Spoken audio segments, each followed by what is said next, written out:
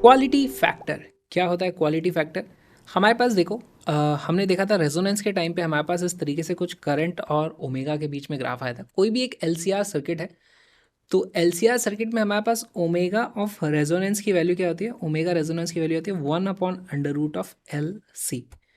उस ये आ गई, मान लो मेरे पास ओमेगा ऑफ रेजोनेंस। इस ओमेगा पे मुझे रेजोनेंस देखने को मिलती है, यानी कि इसका मतलब है इस वक्त मेरे पास आई की वैल्यू मैक्सिमम होती है। तो मान लो हमारे पास एक आई की मैक्सिमम वैल्यू है।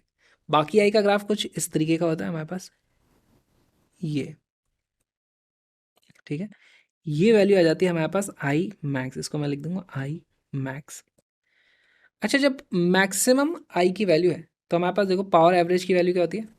पी एवरेज, उसकी वैल्यू होती है आई आर एम एस का स्क्वायर टाइम्स आर, है ना।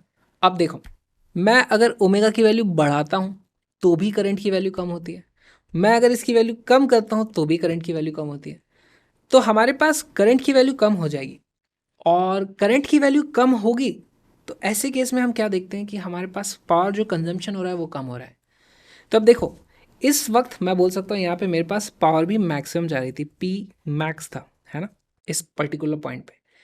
यहाँ कहीं ना कहीं एक और ऐसे करंट की वैल्यू होगी जिस वैल्यू पर हमारे पास जो पावर कंजम्पशन है रजिस्टर के अक्रॉस वो एक्चुअली इस वैल्यू का हाफ होगा। तो वैल्यू कौन सी आती है? पी मैक्स डिवाइडेड बाय 2, यहाँ पर लिख दिया।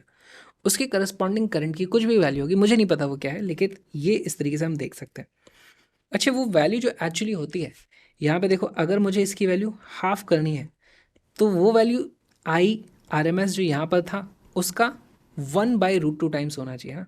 तो यहाँ पे ये हो जाता है I max divided by √2 times. Alright, ठीक है। अच्छा, ये आर एम एस वैल्यू ही है, यहाँ पे जो करंट का वैल्यू है वो आर एम एस वैल्यू है, ये आर एम एस की मैक्सिमम वैल्यू है, ये आर एम एस की मैक्सिमम वैल्यू का 1/√2 है। तो इस तरीके से हमारे पास ये कंफ्यूज मत होना, ये I max is not the peak value, ये आर एम एस की ही मैक्सिमम वैल्यू है। सब जगह आर एम एस वैल्यू आप प्लॉट करते जाओगे इस तरीके से, तो कभी तो आर एम एस वैल्यू का मैक्सिमम वैल्यू आ रही है, तो वो वैल्यू है यहाँ पे, ठीक। अब इसके करस्पॉन्डिंग आप देखो, हमें यहाँ पर दो अलग अलग ओमेगा मिलते हैं, एक मिलती है ये, दूसरी मिलती है यहाँ पर इस तरीके से, ठीक। इस ओमेगा रेजो को पहली बात तो यहाँ पे मैं लिख देता हूँ, दिस इज ओमेगा 1, और मेरे पास दूसरी तरफ आ जाती है, वो हो जाती है ओमेगा 2, ठीक है। बीच में है मेरे पास ओमेगा आर, इस तरीके से रेजोनेंस वाली।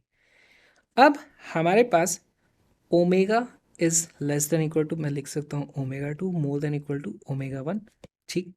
यहाँ पर हमारे पास पावर एवरेज की वैल्यू आ जाती है, power average is equal to power average की मैक्सिमम वैल्यू डिवाइडेड बाय 2, ठीक। ये भी हमें पता चल गया। ऐसे केस में हमारे पास इन दोनों ओमेगा के बीच का जो डिफरेंस होता है उसको हम क्या बोलते हैं? बैंडविड्थ। तो इस चीज़ को याद करना, बैंडविड्थ क्या होती है? Omega 2 minus omega 1। Bandwidth is equal to omega 2 minus omega 1। और कहाँ से आया ये मैं आपको नहीं बता रहा हूँ, लेकिन इसका जो फॉर्मूला है, इसका फॉर्मूला हमारे पास आ जाता है bandwidth is equal to R divided by L. ये हमें पता होना चाहिए, ठीक। अब क्वालिटी फैक्टर किस तरीके से डिफाइंड है?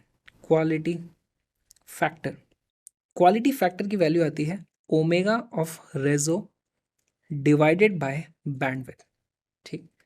अच्छा, इसको और एक चीज़ बोला जाता है, हमारे पास मान लो इन दोनों को आप सिमिलर मान लो कि ये दोनों डेल्टा ओमेगा के बराबर है।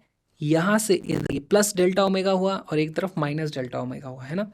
ओमेगा 2 को मैं लिख सकता हूँ ओमेगा प्लस डेल्टा ओमेगा, इसको मैं लिख दूंगा ओमेगा माइनस डेल्टा ओमेगा। तो ये जो बैंडविड्थ है, पहली बात तो बैंडविड्थ को आप 2 टाइम्स डेल्टा ओमेगा बोलते हैं ना, तो bandwidth is equal to 2 times delta omega.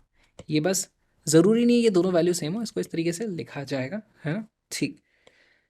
अब यहाँ पर आप वैल्यूज रख दोगे, ओमेगा ऑफ रेजोनेंस तो हम पता कर सकते हैं, इसकी वैल्यू आ जाती है omega of reso divided by, हमारे पास बी की जगह मैं क्या लिख दूंगा? R divided by L. Omega of resonance की वैल्यू कितनी होती है? ओमेगा ऑफ रेजोनेंस हमें पता है उसकी वैल्यू होती है 1/√LC। डिनोमिनेटर में हमारे पास है already 1/R divided by L है, तो वो ऊपर चला जाता है।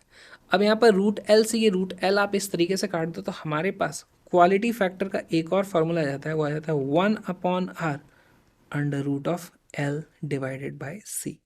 तो ये कुछ फॉर्मूला है जो आपको याद रहेंगे तो आप चीज़ों को जल्दी से सॉल्व कर पाओगे। समझने के लिए समझो कि एक वैल्यू होती है हमारे पास रेजोनेंस पे करंट की जो मैक्सिमम वैल्यू होती है, फिर करंट की कुछ कम वैल्यू होती है जब हमारे पास पावर मैक्सिमम की हाफ होती है। वो दो इंपॉर्टेंट वैल्यूज़ को लेकर के एक क्वालिटी फैक्टर का कॉन्सेप्ट बनाया गया है और वो ये कुछ फॉर्मूले हैं, इन पे बेस्ड एक क्वेश्चन पूछे जाते हैं। तो आप क्वेश्चन करेंगे तो आपको और ज़्यादा क्लैरिटी आ जाएगी।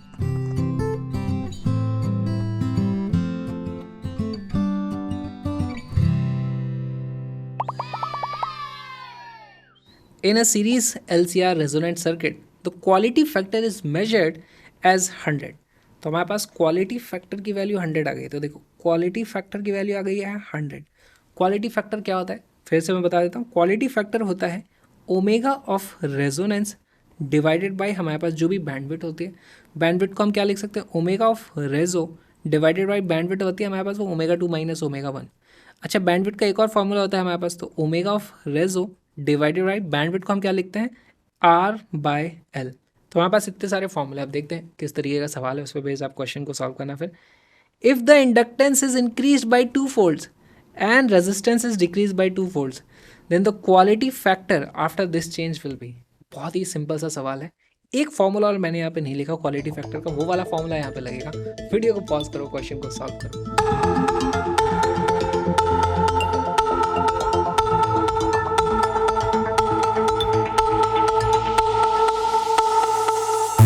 इसका करेक्ट आंसर है 283।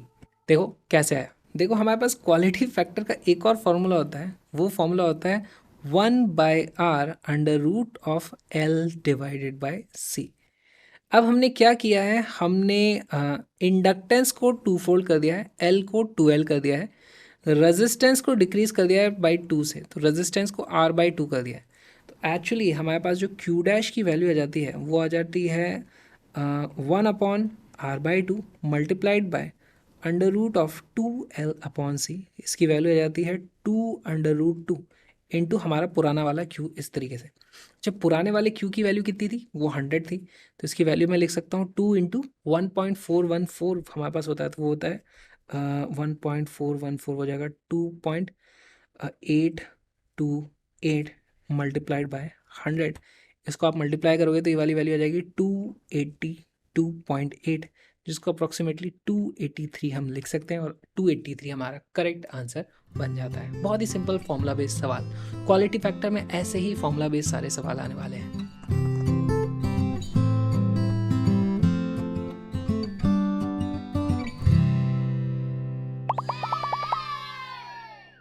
The plot given below is of the average power delivered to an LCR circuit versus frequency.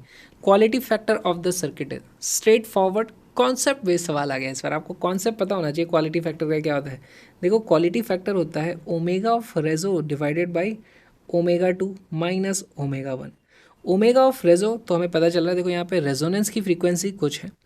Omega 2 minus omega 1 क्या होती है, वो दो फ्रीक्वेंसी जब पावर की वैल्यू मैक्सिमम पावर की जगह हाफ पावर हो जाती है। तो हमें ये अगर पावर दिया है, ये मैक्सिमम पावर यहाँ थी, तो हाफ पावर देखो हमें दो अलग अलग फ्रीक्वेंसी में मिल रही है। इन दोनों के बीच का क्या गैप है वो यहाँ पर आ जाएगा आपके पास। अब वीडियो को पॉज करो, क्वेश्चन को सॉल्व करो।